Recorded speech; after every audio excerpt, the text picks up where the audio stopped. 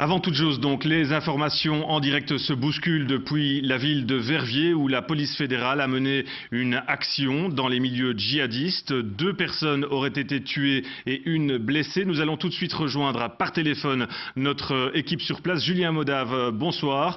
Les événements se sont déroulés dans le quartier de la Gare. Avez-vous davantage de précisions ? Oui, vous avez raison de le dire.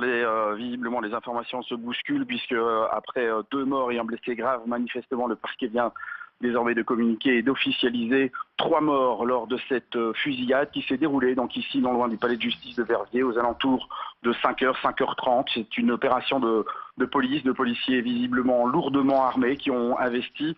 Alors on est tenu pour l'instant dans un périmètre de sécurité assez éloigné, mais d'après ce que l'on sait, c'est une ancienne boulangerie du côté de la rue des Collines.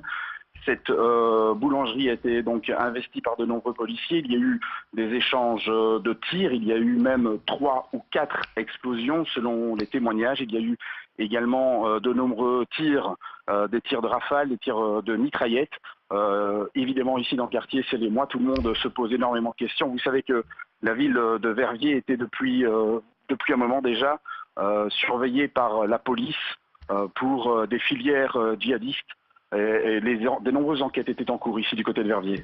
Merci à vous Julien. Julien Modave qui est donc pour nous à Verviers en direct. Nous revenons bien sûr dans le courant de ce journal vers vous Julien pour davantage de précisions puisque ces événements sont bien sûr toujours en cours dans le quartier de la Gare à Verviers. Je vous rappelle, le bilan officiel est de 2 morts et 1 blessé, mais selon nos sources, il y aurait bel et bien 3 victimes lors de cette opération de police dans les milieux djihadistes de Verviers.